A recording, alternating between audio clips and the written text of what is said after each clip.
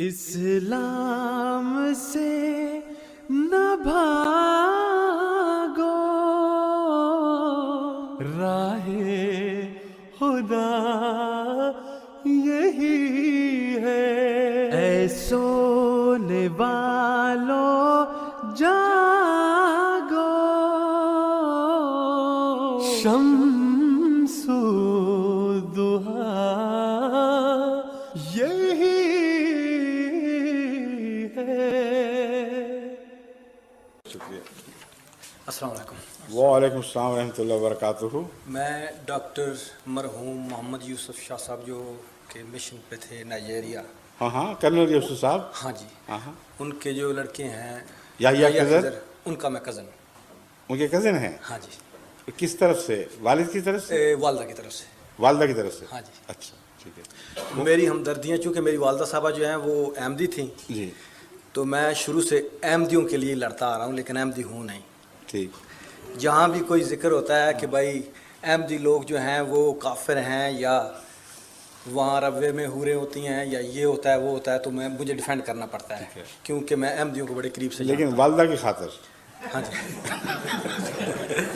ویسے بھی میں نے احمدیوں کو قریب سے دیکھا، مجھے کوئی ایسی غلط بات نظر نہیں آئی جس کی وجہ سے میں پھر چھوڑا خام اپنی ماں کو دیکھا گھر میں اور اپنے عزیزوں کو دیکھا، جب غلط بات نظر نہیں آئی تھی تو چھوڑ کے کہاں چلے نہیں، گئے؟ میں نے ان کو چھوڑا بھی نہیں ہوں۔ میں اپنے آپ کو مسلمان سمجھتا ہوں، کیونکہ میرے رشتہ دار جو ہیں احمدی بھی ہیں، شیعہ بھی ہیں، سنی بھی ہیں، سب کو میں نے قریب سے دیکھا۔ ٹھیک ہے۔ تو مسئلہ بھی یہ پیدا ہوا ہے، ابھی کچھ عرصے سے میں جو ہے وہ جمعہ پڑھنے کے لیے بھی جا رہا ہوں، تو احمدی میں مجھے کوئی ایسی بات غلط نظر نہیں آئی جس کی وجہ سے مجھے ڈر لگے کہ چلو جی میں وہاں جاتا ہوں کہ مجھے غلط بات جو ہے کہیں اور کوئی غلط بات نظر آئی کہ نہیں؟ نہیں، مجھے کوئی ایسی غلط بات جو ہے وہ نظر نہیں آئی۔ احمدیوں کو چھوڑ کر جی، باقی جگہوں پر بھی کوئی غلط بات نظر آئی کہ نہیں؟ وہ تو خیر جو آدمی سارے فرقوں کو قریب سے دیکھتا ہے اسے پتہ چل ہی جاتا ہے کہ غلط میں یہ کون ہے۔ پوچھوں، جواب بھی دے نا اسٹریٹ فارورڈلی۔ بالکل فرق ہے، ڈیفینیٹلی تو فرق پھر وہاں غلط آئی، یہاں نہیں آئی، تو وہاں کیوں بیٹھے ہوئے، یہاں کیوں نہیں آ جاتے؟ ہے۔ ابھی اس کے لیے جو ہے جی میں کوشش کر رہا ہوں پہنچنے کے لیے۔ ٹھیک ہے، جزاک اللہ۔ اور کوئی آیت کریمہ آپ کے کام آئے گی۔ ہاں جی، تو اخلاص سے کوشش کریں، دعا کریں، صحیح ہے۔ اور ہو سکتا ہے آپ کے دل میں جو نیکی تھی شروع سے کہ حمایت کرتے رہے مخالفت کے باوجود، وہی آپ کے کام آ جائے۔ صحیح ہے، اللہ تعالیٰ اس طرح بھی جزا دیا کرتا ہے۔ صحیح ہے۔ جی تو ابھی بات یہ ہے کہ ابھی تھوڑا عرصہ ہوا ہے میں پاکستان گیا ہوں، جی۔ تو میرے کزن ایک جو ہیں ان کی والدہ جو ہیں وہ بھی احمدی تھی، اچھا تو وہ ابھی تبلیغی جماعت میں وہ شامل ہوئے ہیں۔ اچھا تو جو بھی وہاں ان کے گھر جائے وہاں بحث شروع ہو جاتی ہے کہ تم مسلمان ہو جاؤ، ٹھیک ہے۔ نمازیں پڑھا کیا کرو اور اپنے مال جو ہے وہ ٹھیک کرو۔ تو میں نے انہیں ذکر کیا کہ بھائی میں اب جو ہے وہ احمدیوں کے ساتھ جمعہ پڑھتا ہوں، ٹھیک۔ تو کہنے لگے تو آپ تو مرتد ہو رہے ہیں، گمراہ ہو رہے ہیں۔ تو میں نے کہا بھائی دیکھو، مجھے یہ نہیں پتا کہ وہ غلط ہیں صحیح ہیں، لیکن مجھے ایک بات کا پتہ ہے کہ جو باتیں وہ کرتے ہیں وہ ٹھیک ہے۔ آپ کو غلط باتیں نہیں، وہ یہ نہیں کہتے کہ چوری کرو یا ڈاکہ مارو، ان کی باتوں میں مجھے کوئی ایسی غلط بات نظر نہیں آئی جس سے میں کہوں کہ یہ لوگ جو ہیں غلط ہیں۔ تو اس لیے میرے خیال میں تو وہ ٹھیک ہے۔ ٹھیک ہے۔ تو وہ گیا جا کے کتاب جو ہے وہ ایک اٹھا لایا، بڑی اس نے ورکے جو ہیں ٹٹولے نکالے۔ ہاں جی، تو وہ کہنے لگا کہ آپ ایسے کرنا کہ اب جب تم واپس جاؤ تو یہ ایک ان سے سوال کرنا۔ ٹھیک ہے۔ میں نے کہا ٹھیک ہے بھائی، میرے خیال میں تو کوئی ایسی بات نہیں، میں سوال پوچھ لوں گا ان سے۔ بالکل درست ہے۔ تو وہ میں نے خود وہ جو ہے وہ کتاب تو مجھے یاد نہیں، کیونکہ مگر رات کا جو کافی بھی وقت آپ ہو نے گیا تھا۔ پڑھا ہے اس میں مجھے یاد آ جائے گا۔ ہاں جی، تو اس میں وہ یہ لکھا ہوا تھا جی۔ کہ مرزا صاحب کی وہ کہہ رہے تھے، کتاب تھی کافی موٹی کتاب تھی، تو اس میں یہ لکھا ہوا تھا کہ میں جو ہے مجھے اللہ تعالیٰ نے مریم بنایا ٹھیک۔ اور میں اپنے ہی پیٹ سے پیدا ہوا۔ یہ نہیں لکھا ہوا اچھا، اپنے پیٹ سے پیدا ہوا۔ تو یہ جو کچھ میں نے وہاں پڑھا میں اس سمجھ گیا کتاب ہوں میں، آپ کا جو سوال ہے، اب لیکن رکھیں، اب ہاں جی، مجھے سمجھ آ گئی ہے۔ تو میں یہ آپ کا سننے کے بعد سوال، انہوں نے مجھے جلدی سے نا وہ نہیں میری بات سن لیجیے، بیٹھ جائیں۔ ٹھیک، آپ کا سوال بڑی وضاحت سے میں پیش کروں گا اور اس کا جواب بھی دوں گا۔ میں نے عرض کیا تھا نا کہ میرا تو واسطہ علماء سے بڑی دیر سے پڑا ہوا ہے، اور جتنے بھی اعتراض آج کل لوگوں کے سامنے پیش کیے جاتے ہیں یا چھپے ہوئے پلندے شائع کیے جاتے ہیں، تقسیم کیے جاتے ہیں، وہ میرے علم میں ہیں۔ تو چونکہ آپ کو پورا علم نہیں، اس لیے ہو سکتا ہے آپ کا سوال ذرا اکھڑا رہے۔ میں بتا دیتا ہوں۔ حضرت مسیح موعود علیہ الصلوۃ والسلام نے یہ لکھا ہے کہ کہ ایک ایسا دور تھا جب مجھ پر مریمی کیفیت طاری تھی، اور وہ بہت ہی تکلیف کا دور تھا۔ جیسے بچہ پیدا ہونے سے پہلے عورت کو تکلیف ہوتی ہے جس میں سے ایک نیا وجود بننے والا ہو، وہی میری کیفیت تھی، مگر عام عورت کی کیفیت نہیں تھی بلکہ مریم کی کیفیت تھی۔ اور جیسا مریم کے پیٹ سے عیسیٰ نے وجود پکڑا اور وہ ظاہر ہوا، اسی طرح میری اس تکلیف کی حالت کے بعد مجھے اللہ تعالیٰ نے مسیح کے مقام پر فائز فرمایا، اور یہ گویا روحانی بچہ میری مریمی کیفیت کا نتیجہ ہے۔ یہ ہے اصل عبارت۔ اب میں اس کی تشریح بتاتا ہوں۔ قرآن کریم میں اللہ تعالیٰ فرماتا ہے کہ مومن کی مثال یا تو آسیہ فرعون کی بیوی سی ہے یا مریم کی سی ہے۔ یہ دو ہی مثالیں ہیں، تیسری کو مثال نہیں دی، اور دونوں عورتوں کی مثالیں ہیں۔ اور مریم کی مثال دینے کے بعد فرمایا کہ مریم جس نے اپنی عصمت کی حفاظت کی اور اس میں کوئی ذاتی تمنا پیدا نہیں ہوئی کچھ کرنے کی، کچھ حاصل کرنے کی، ہم نے اس میں روح پھونکی اور پھر اس میں سے وہ روحانی بیٹا پیدا ہوا۔ اس مضمون کا ذکر ایک اور جگہ بھی ملتا ہے، لیکن ایک فرق کے ساتھ۔ وہاں اللہ تعالیٰ فرماتا ہے وَنَفَخْتُ فِيهَا مِن رُوحِنَا، ہم نے اس مریم یعنی ہا عورت میں اپنی روح پھونکی۔ یہاں مرد میں روح پھونکنے کا ذکر ہے، فَنَفَخْنَا فِيهِ مِن رُوحِنَا۔ مومن کی مثال دینے کے بعد، مریم کی پاکیزگی کا ذکر کرنے کے بعد، جب عیسیٰ کی پیدائش کا ذکر فرماتا ہے تو پہلے طرز بیان سے ہٹ جاتا ہے۔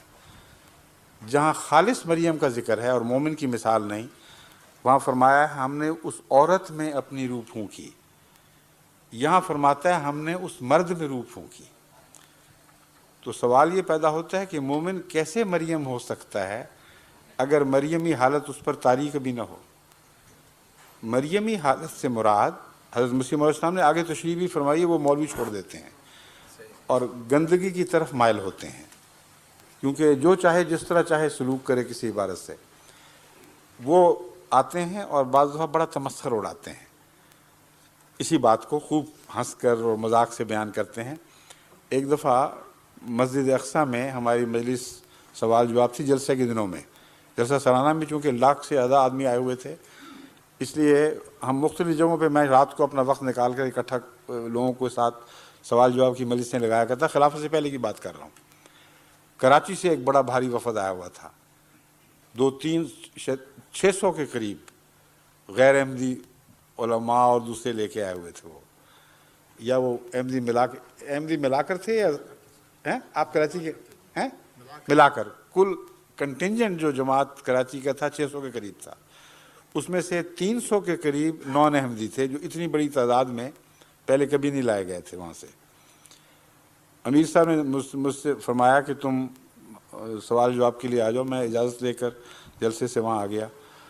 جتنی باتیں ہوئیں، بڑے مہذب تہذیب اچھے لوگ تھے وہ، اکثر یو پی آئی یا دوسرے بھی، اور ہر سوال کے جواب پر نوٹ کرنے لگ گئے، تسلی کا اظہار کرنے لگ گئے۔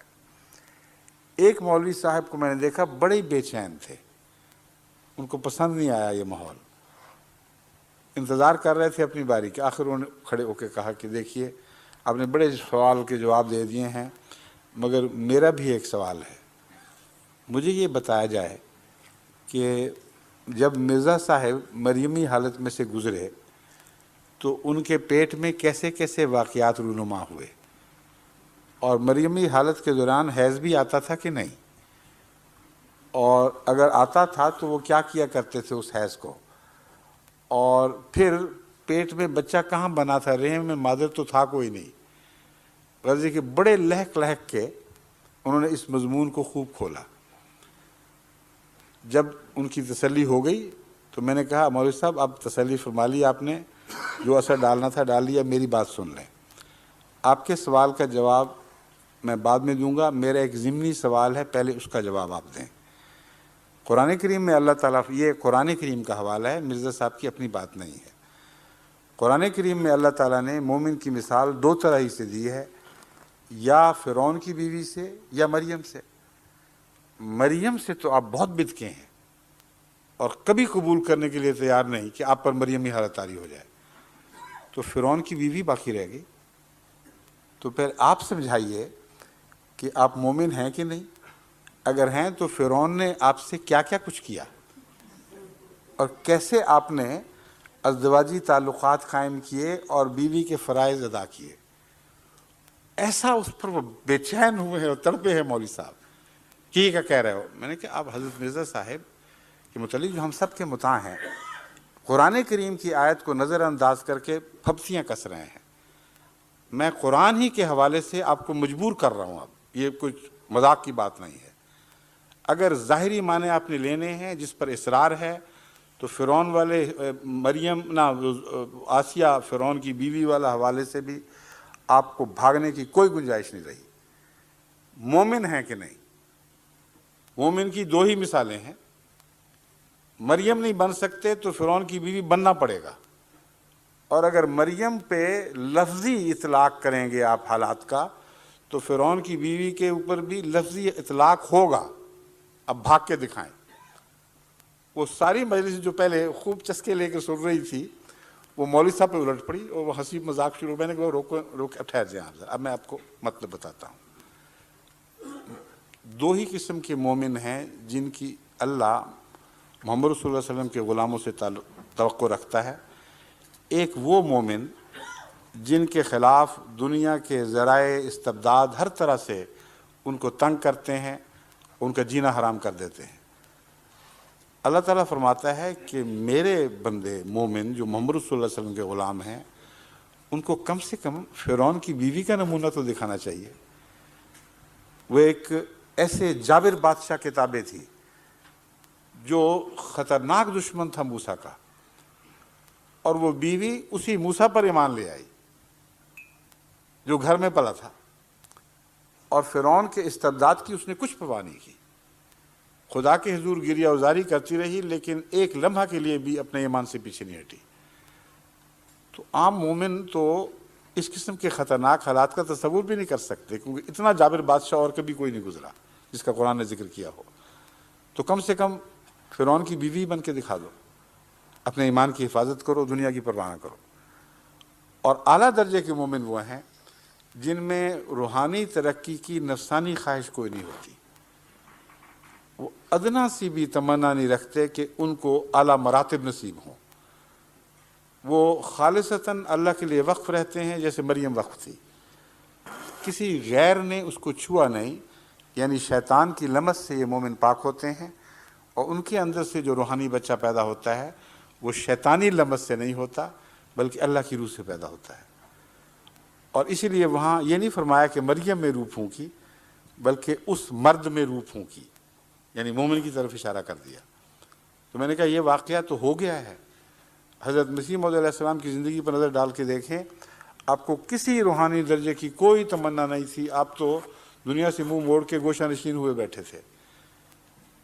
اسلام کی خدمت کا شوق آپ کو باہر لایا، اور اس دور کا ذکر کرتے ہوئے فرماتے ہیں، میں تھا غریب و بے کس و گمنام و بے ہنر، کوئی نہ جانتا تھا کہ ہے قادیاں کدھر، میرے وجود کی بھی کسی کو خبر نہ تھی، لوگوں کی اس طرف کو ذرا بھی نظر نہ تھی، پھر خدا نے مجھے اٹھایا تو میں اٹھ کھڑا ہوا۔ اب دیکھ لو یہ کیسا رجوع جہاں ہوا، ایک مرجع خواص یہی قادیاں ہوا۔ تو یہ مضمون ہے جو حضرت مرزا صاحب نے بیان فرمایا، اور اس مضمون سے پہلے آج تک امت محمدیہ میں ایک ولی نے بھی یہ دعویٰ نہیں کیا کہ اس آیت کا اطلاق مجھ پر ہوتا ہے۔ پس مسیح کیسے پیدا ہوا؟ ایک ایسے پاک وجود سے، باہر سے تو نہیں اترا کوئی مسیح، اس پاک وجود سے پیدا ہوا جس کے اندر کوئی نفسانی تمنا نہیں تھی، کسی روحانی مرتبے کی خواہش نہیں تھی، اس کی وفا، اس کے خلوص، اس کے تقویٰ کو اللہ نے قبول فرمایا، اور اس میں اسی طرح روح پھونکی جیسے مریم کے پیٹ سے بغیر انسانی لمس کے ایک بچہ پیدا کر دیا تھا۔ یہ ہے وہ مضمون۔ اب اس کے بعد بتائیں کوئی گنجائش رہتی ہے ہنسنے کی؟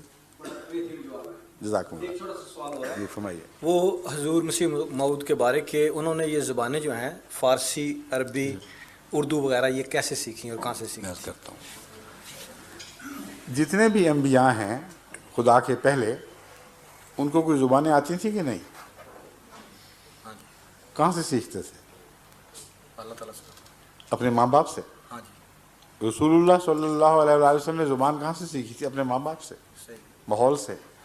تو اسی طرح حضرت مسیح موعود علیہ السلام نے بھی زبانیں پہلے تو اپنے ماحول سے سیکھیں، اور پھر ایک مولوی تھا جو دیہات کے مولوی جیسے ہوتے ہیں، اس کو حضرت مرزا صاحب کی تعلیم پر گھر پر، جس طرح بچوں کو اس زمانے میں بعض خاندانوں کا رواج تھا اسکولوں میں بھیجنے کے بجائے گھر پر بلا کر اس نے ابتدائی تعلیم دی، عربی کی بھی اور فارسی کی بھی. مولوی یہ اعتراض کرتے ہیں کہ نبی تو براہ راست خدا سے علم پاتا ہے اور ان کو مولوی نے پڑھایا ہوا ہے، اس لیے یہ کیسے خدا کے نبی ہو گئے؟ خواہ وہ متبع نبی ہو جو بھی آپ کہیں، مگر خدا سے براہ راست تو اس نے نہ سیکھا. واقعہ یہ ہے کہ جتنے بھی گزشتہ انبیاء گزرے ہیں ان سب کے متعلق قرآنی گواہی یہی ہے کہ ان کو براہ راست اللہ تعالیٰ نے کوئی زبان نہیں سکھائی. وہ مضامین پہلے لوگوں کے لکھے ہوئے باتوں سے پڑھا کرتے تھے، اور جہاں تک بائبل کا تعلق ہے اس میں تو قرآن اتنا کھل جاتا ہے کہ یہ انبیاء جو گزرے ہیں موسیٰ کے بعد، یہ بائبل پڑھ کر اور ربانیوں سے یہ لوگ تعلیم پاتے تھے. تو یہود علماء بھی مدرسین سے تعلیم پا کر بنے، اور بائبل پڑھ کر انہوں نے علم سیکھا، اور انبیاء بھی انہی میں سے پیدا ہوئے. بس یہ تصور مولویوں کا اپنا بنایا ہوا ہے، اور یہ تصور بنانے کی بنیاد انہوں نے یہ رکھی ہے کہ آن حضرت صلی اللہ علیہ وآلہ وسلم کو قرآن کریم نے امی قرار دیا ہے. وہ کہتے ہیں کہ محمد رسول اللہ امی تھے، اس کا مطلب ہے کہ آپ نے کوئی تعلیم کسی مدرسے سے حاصل نہیں کی. اس وجہ سے ہمیں ماننا پڑا کہ تمام تعلیم اللہ ہی نے دی. یہ درست ہے، مگر یہ محمد رسول اللہ کا خاصہ ہے یا ہر نبی اس میں شریک ہے؟ اگر ہر نبی ہی امی تھا تو حضرت محمد رسول اللہ صلی اللہ علیہ وآلہ وسلم کا کیا امتیاز ہوا، کیا خصوصیت ہوئی کہ صرف آپ ہی کو نبی امی کہا جائے؟ پھر تو 1,24,000 امیین میں سے ایک یہ بھی امی تھے. بس آپ کا لقب امی نبی ظاہر کرتا ہے کہ یہ حضرت محمد رسول اللہ صلی اللہ علیہ وسلم کے ساتھ اللہ تعالیٰ کے ایک امتیازی سلوک تھا کہ جس کو تمام جہانوں کا معلم بنانا تھا اسے الف بے بھی نہیں پڑھنے دی، اور جو علم عطا فرمایا خود عطا فرمایا، لیکن الف بے کا علم پھر بھی نہیں عطا فرمایا. کیونکہ جب رسول اللہ صلی اللہ علیہ وسلم نے سورہ حدیبیہ کے موقع پر دستخط کرنے تھے تو فرمایا کہ دیکھو بتاؤ کہاں کیا لکھا ہوا ہے، مجھے بتاؤ میں کہاں دستخط کروں. نبی بن چکے ہیں، اور فتح مکہ سے 2-3 سال پہلے کا واقعہ ہے کہ آپ ابھی تک الف بے پڑھنا نہیں جانتے، اپنا نام لکھنا صرف سیکھ لیا تھا دستخطوں کی خاطر. تو معلوم ہوا کہ جس انسانی تعلیم سے آپ کو محروم رکھا گیا وہ تعلیم خدا نے خود بھی نہ دی. محروم اس لیے رکھا گیا تاکہ کوئی یہ نہ کہے کہ پڑھ لکھ کر اس نے دوسری الہی کتب کی نقل ماری اور علم بائبل سے حاصل کیا یا دوسرے صحیفوں سے حاصل کیا. اور سب دنیا کے معلم کو سب سے زیادہ امی کے طور پر پیش فرمایا ہے. اس امتیاز میں نہ پہلے کوئی نبی شامل نہ بعد والا ہو سکتا ہے. اگر یہ توقع رکھیں کہ امام مہدی بھی امی ہوگا تو اس کا مطلب یہ ہے کہ امام مہدی قرآن نہیں پڑھ سکے گا، حدیث نہیں پڑھ سکے گا. اگر وہ سن کر تعلیم حاصل کرے تو پھر بھی طالب علم بن گیا اور مولوی کا پڑھایا ہوا ہو گیا. اگر اس کو ایسی جگہ رکھا جائے کہ کان میں اشارتاً بھی کوئی لفظ دور کی آواز سے بھی نہ پڑے تو پھر وہ امی بنے گا.